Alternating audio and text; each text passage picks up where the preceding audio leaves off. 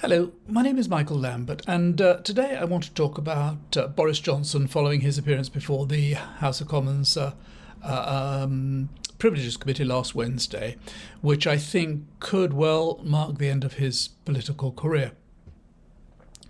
Now, I've been saying for about 18 months that I didn't think Johnson was going to last. When I first started saying it, people were saying, oh, no, the Tories never get rid of him. He's a vote winner, and they need him, and he's very, very popular with the grassroots, the red wall seats and so on.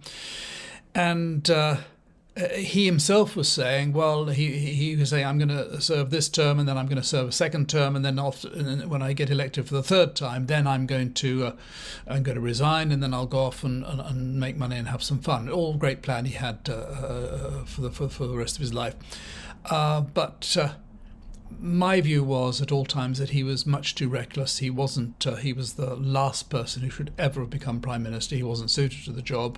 That he would have found it quite difficult, and difficult not in so much as it was beyond his competence, but because he just wouldn't be bothered. He's just bone idle, extremely lazy, and so I was pretty sure he wasn't going to survive, and I'm not the least bit surprised he's gone, and that he's now really his career is in ruins. So I'd like to just talk a little bit about his character. I'd like to talk a little bit about his achievements, and I want to talk also about his legacy, because I think all are quite important. As far as his character is concerned, let's look at his the positives. He is absolutely brilliant. He's an extremely clever man, and he's had the benefit of an extremely good education. He's articulate, he's fluent, he's witty, he's charming, he's incredibly charismatic. And I think had he decided that he should remain a journalist, or he should become a television personality or whatever, I think he'd spent the rest of his life as a sort of national treasure, like Stephen Fry maybe. But I think his decision that he wanted to be prime minister because he probably knew that he had the power of personality to get there. I think that was his huge mistake. Now, if you look at the negatives on his personality, the biggest of all, of course, is that he is totally self-obsessed. Every decision he ever makes is based on what effect it'll have on him and his career. I don't think he's even that interested in his family. It's all about him. Everything's about him and him being in the limelight. I think like Farage and like Trump, I think he's almost addicted to being famous. He just has to be on the television. He has to be in front of a microphone, in front of a crowd of adoring people. I think he's going to find now that people are not adoring him quite so much. But nonetheless, it's this constant need for publicity and having people laugh at his jokes and I think he's lived for a long time on this basis. If he did anything wrong, everyone would say, oh, that's just Boris. Or if he told a lie, oh, it's just Boris. And he's got away with so much. And I think, throughout his life, he's never really had to answer to anybody in terms of discipline. He's just done what he's liked and got away with it because he's had the charm and the bluster to get out of it afterwards. So he's had a really easy time, and is, as I say, I think addicted to this addiction. His other big problem is that he just doesn't understand honesty and integrity, and I mean he's quite happy at any time to just lie, and to get his own way. And even if he knows that lie, like the getting Brexit done, even if he knows that lie is going to bite him in the future, he'll still lie away, and that for a prime minister, I mean, is just total disqualification immediately.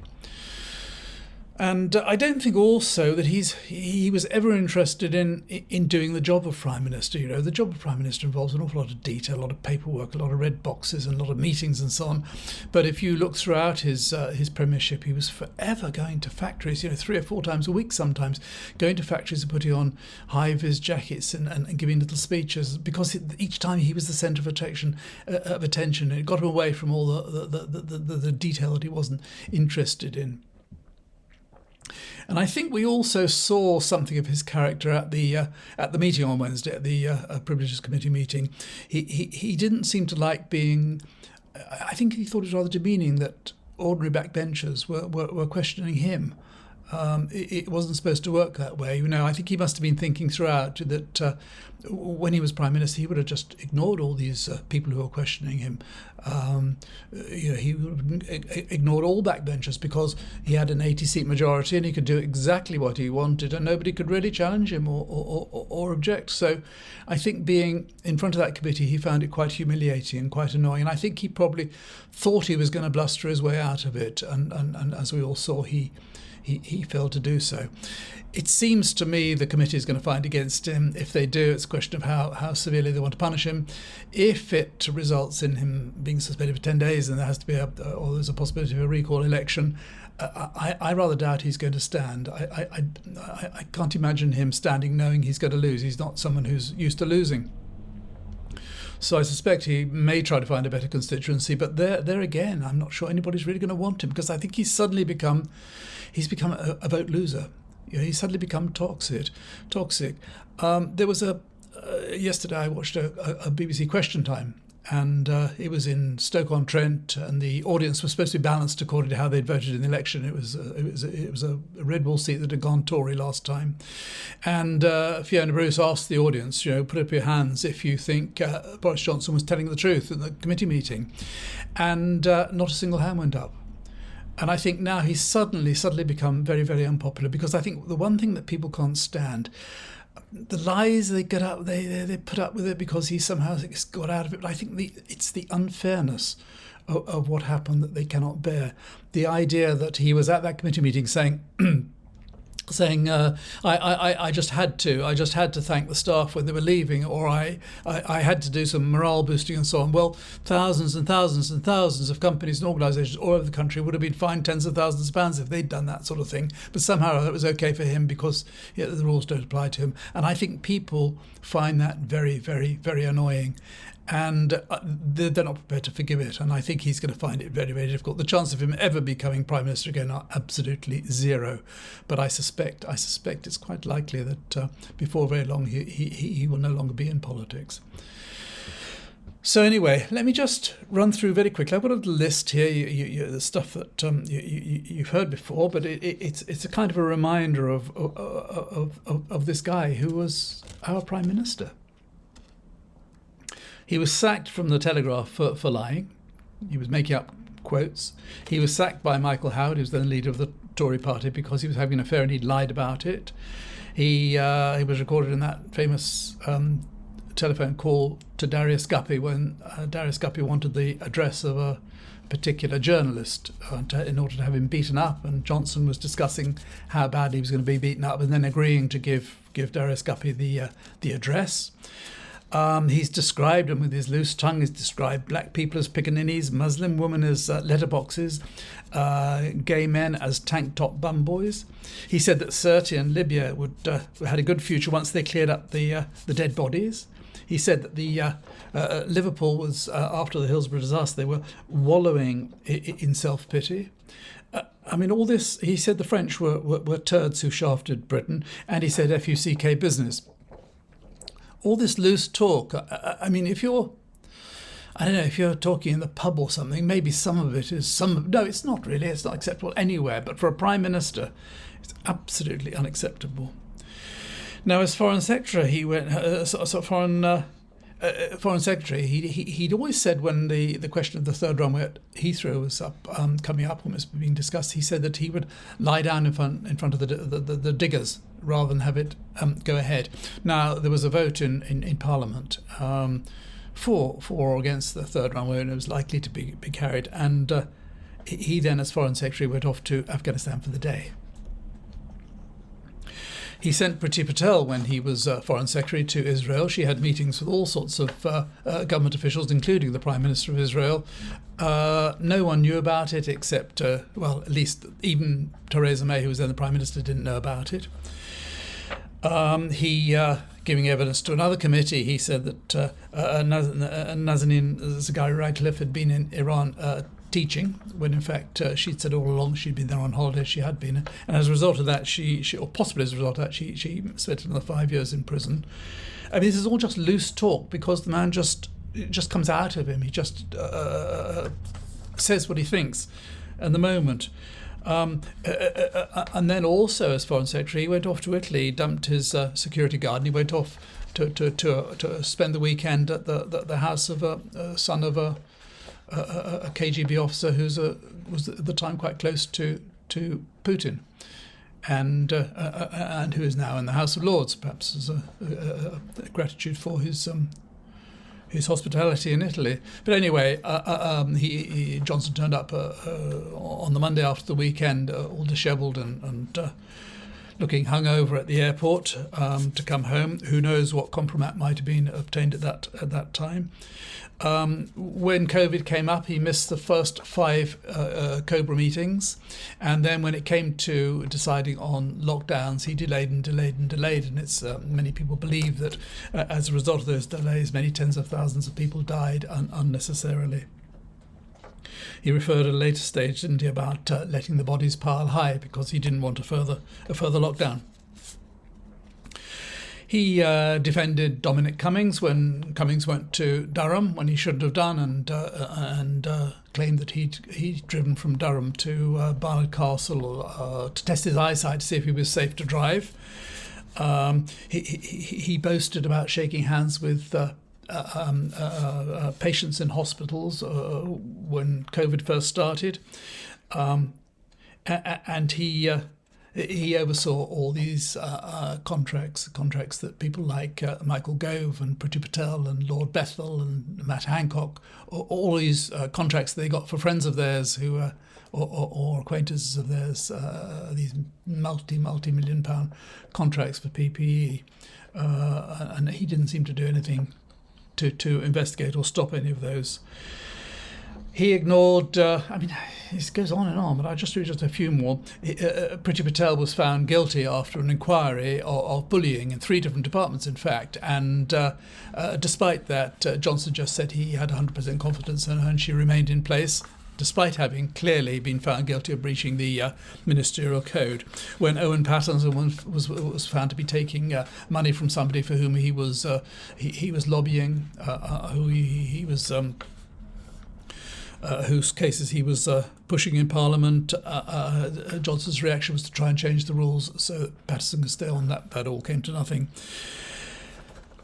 On the personal level, there was all that expense with the flat in Number 10, all those tens of thousands of pounds, hundreds of thousands of pounds, or whatever it was that was spent on decor, and nobody knew quite who was paying for it. The Tory party, I think, in the end got fined £17,000 because of the way it was all dealt with. He spent £900,000 on having a jet repainted with Union Jacks all over it, so he would look presidential. He wanted to build a presidential yacht that got scotched eventually. The Queen said she wouldn't have anything to do with it. He spent £2.9 million on a briefing room in Number 10 Downing Street, which was apparently the contract was given to a Russian company. He employed 3 photographers. And so it goes on, but most of those points in that list I've just read are all matters which should really disqualify anybody from being Prime Minister. But this man was just a serial offender. I mean, the idea was, in his mind, I'm sure, was that he was Prime Minister, he could do what he liked, and he did what he liked. And look where it's got us. It's just been a disaster. And then, of course, the thing that brought him down was the parties. Now, when I said 18 months ago that I thought he wouldn't last, there was no way he'd make it to the next election, I had no idea what would bring him down. And I'm not the least bit surprised at something that no one would really have thought of. But these parties, and I don't have to go over it again, just absolutely outrageous, but just a perfect demonstration of how it's one rule for Boris Johnson and to hell with everybody else, because he's more important. And it's only because he's got such a powerful personality, because he is so witty and so charming, he's got such loyal support that he managed to hang on for so long. But I think, as I said before, I think he's now been found out. He's finished. I mean, no one is ever going to trust him or believe him again. And who knows what he's going to do in his life. So I just want to finish by talking a little bit about his legacy, because it's really important, and I think he will go down as one of the the most famous prime ministers, certainly for the last 100 years or so. He wanted to be another Winston Churchill. Well, I think he's going to be as famous as Winston Churchill, maybe. And for two reasons I say this.